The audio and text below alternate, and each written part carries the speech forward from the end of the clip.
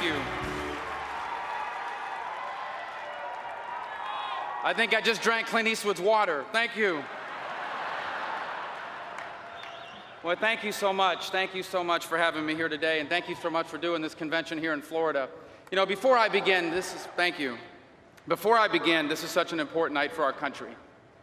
I want to take just, with your permission, just a few seconds to talk about another country, a country located just a few hundred miles away from this city, the country of my parents' birth. There's no freedom or liberty in Cuba, and tonight I ask for your prayers that soon freedom and liberty will be theirs as well.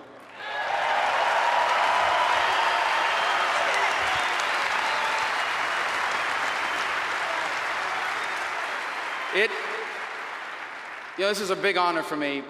Not so long ago, I was just a deep underdog candidate. The only people that thought I could win all lived in my house. 4 of them were under the age of 10. But this is incredible when I was asked to introduce Governor Romney, who we'll hear from in just a moment. I promise you he's backstage ready to go. And so I called a few people and I asked them, what should I say? And they had a lot of different opinions, but the one thing they all said is, don't mess it up. So I thought the best way to introduce Mitt Romney tonight, the next president of the United States, is to talk about what this election is about. And I'm so honored to be able to do it here in Florida at the Republican National Convention in front of all you patriots. I watched my first convention in 1980 with my grandfather. My grandfather was born to a farming family in rural Cuba. Childhood polio left him permanently disabled. Because he couldn't work the farm, his family sent him to school. He was the only one in his family that knew how to read. He was a huge influence on me growing up. As a boy, I used to sit on the porch of our house and listen to his stories about history and politics and baseball as he would puff on one of his 3 daily Padron cigars. Now, I don't remember, it's been 3 decades since we last sat on that porch. And I don't remember all the things he talked to me about. But the one thing I remember is the one thing he wanted me never to forget, that the dreams he had when he was young became impossible to achieve. But there was no limit how far I could go because I was an American.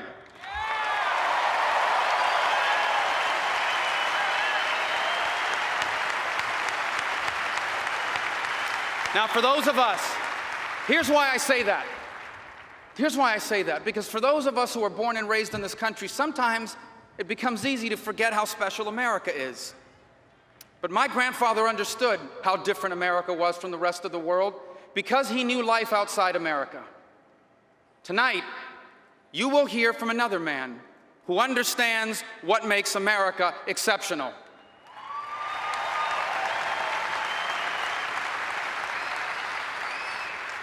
Mitt Romney knows America's prosperity didn't happen because our government simply spent more money. It happened because our people used their own money to open a business. And when they succeed, they hire more people who invest or spend their money in the economy, helping others start a business or create jobs. Now, tonight, we've heard for a long time now about Mitt Romney's success in business. It's well known. But we've also learned that he's so much more than that. Mitt Romney's a devoted husband, a father, a grandfather, a generous member of his community and church, a role model for younger Americans like myself.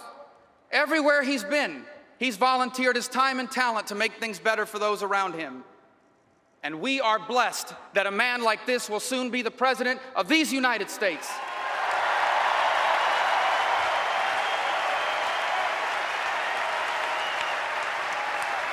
Now, let me be clear, so no one misunderstands. Our problem with President Obama isn't that he's a bad person, okay? By all accounts, he too is a good husband and a good father, and thanks to lots of practice, a good golfer. Our problem is not that he's a bad person. Our problem is that he's a bad president.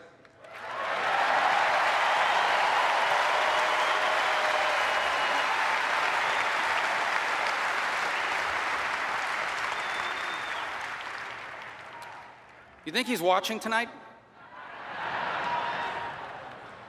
Because his new slogan for his campaign is the word forward. Forward.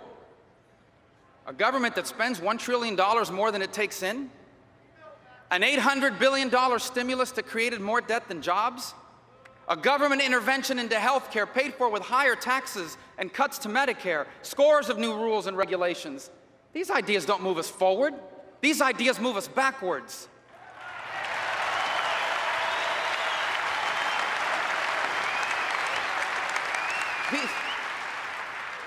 These are tired and old big government ideas that have failed every time and everywhere they've been tried.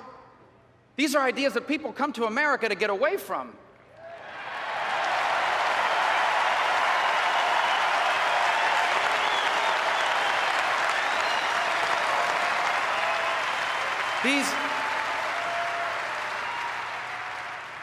These are ideas that threaten to make America more like the rest of the world instead of helping the rest of the world become more like America.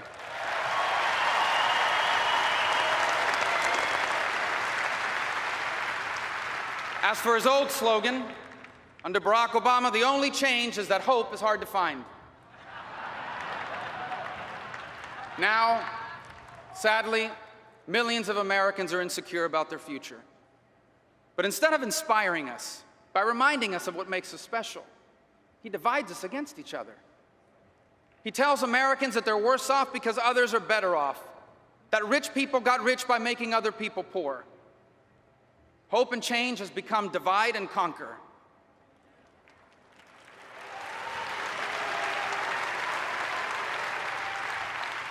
But in the end, this election doesn't matter how you feel about President Obama, because this election is about your future, not about his.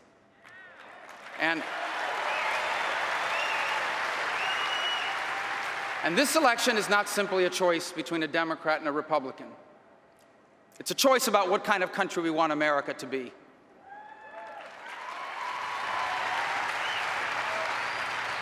And as we prepare to make this choice, we should remember what made us special. You see, for most of human history, almost everybody was poor.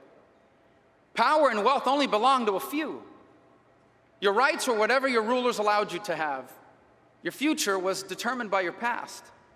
If your parents were poor, so would you be. If you were born without opportunities, so are your children. But America was founded on the principle that every person has God-given rights.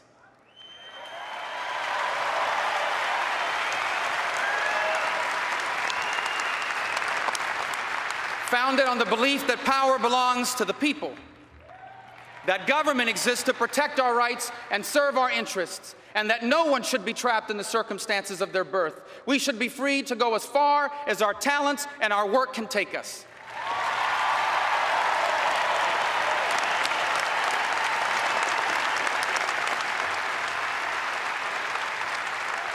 And we're special.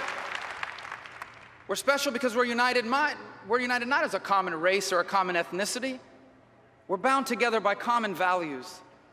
That family is the most important institution in society.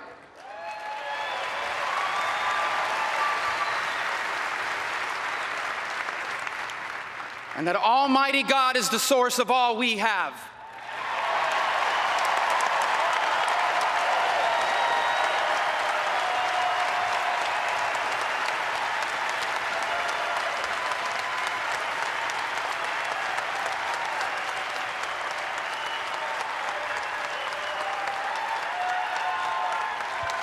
We're special. We're special because we've never made the mistake of believing that we are so smart that we can rely solely on our leaders or on our government. Our national motto, "In God We Trust," reminding us that faith in our Creator is the most important American value of them all.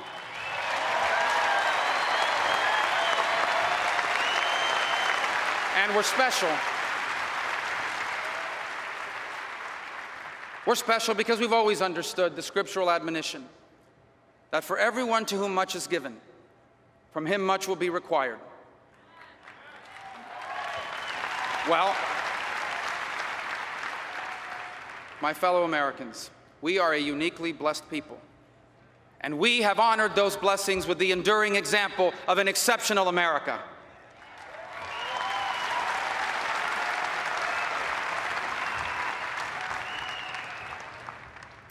I know for many of you watching at home tonight, the last few years have tested your faith in the promise of America.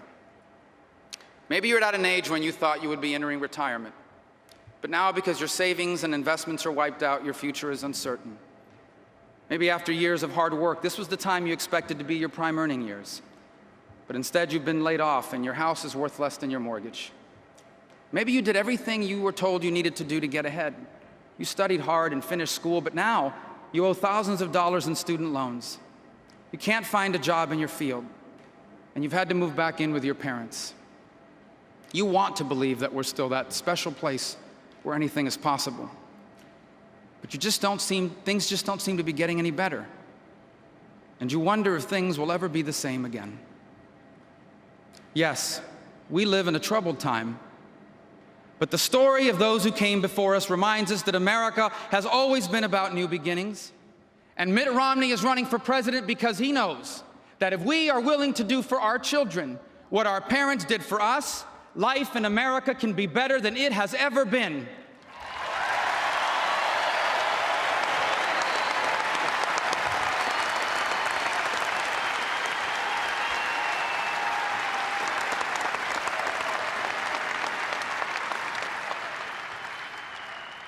My mother was one of 7 girls whose parents often went to bed hungry so their children wouldn't. My father lost his mother when he was 9. He had to leave school and go to work, and he would work for the next 70 years of his life. They immigrated to America with little more than the hope of a better life. My dad was a bartender. My mom was a cashier, a hotel maid, a stock clerk at Kmart. They never made it big. They were never rich.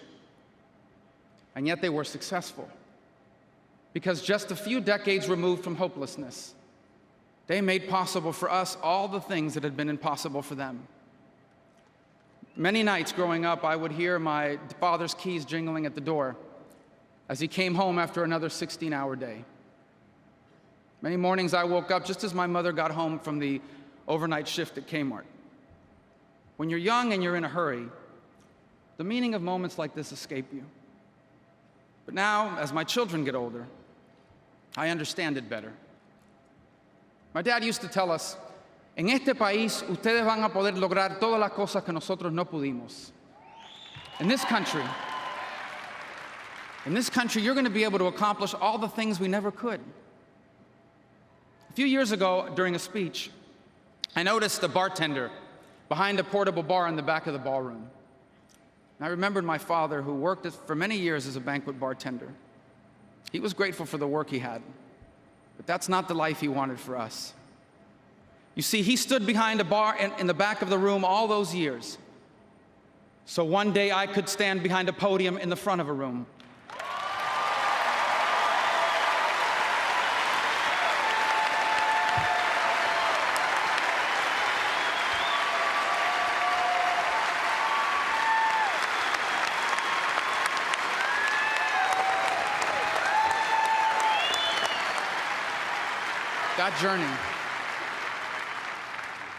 That journey from behind that bar to behind this podium goes to the essence of the American miracle.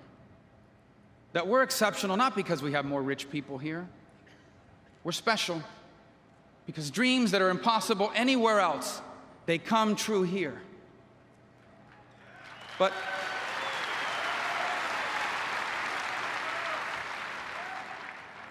that's not just my story. That's your story. That's our story. That's the story of your mothers who struggled to give you what they never had. That's the story of your fathers who worked 2 jobs so that the doors that had been closed for them would be open for you. That's the story of that teacher or that coach that taught you the lessons that made you who you are today. And it's the story of a man who was born into an uncertain future in a foreign country. His family came to America to escape revolution. They struggled through poverty and the Great Depression, and yet he rose to be an admired businessman and public servant. And in November, his son Mitt Romney will be elected president of these United States.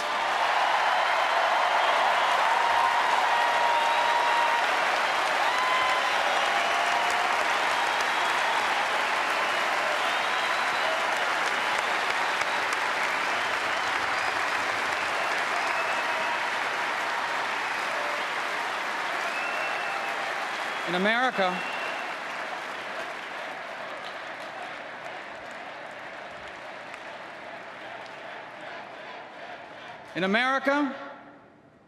we are all just a generation or two removed from someone who made our future the purpose of their lives.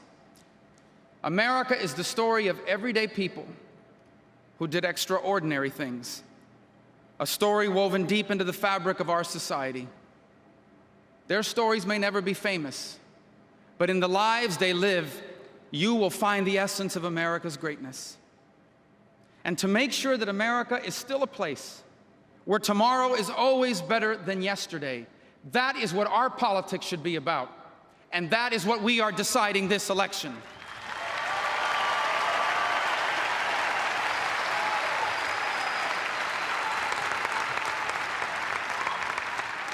We decide, do we want our children to inherit our hopes and dreams?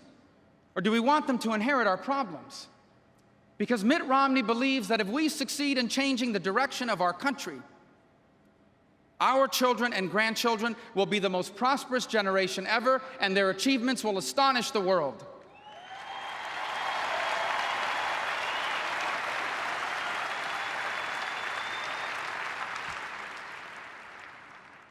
The story of our time will be written by Americans who haven't yet even been born.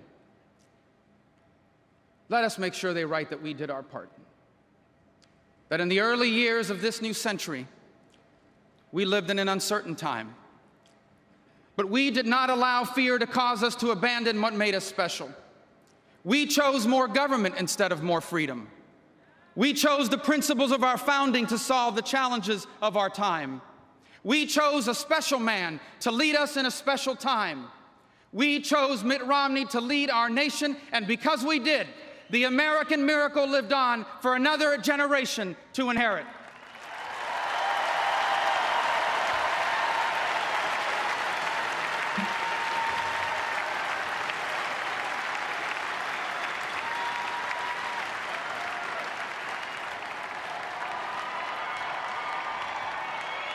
My fellow Republicans, my fellow Americans, I am proud to introduce to you the next President of the United States of America, Mitt Romney.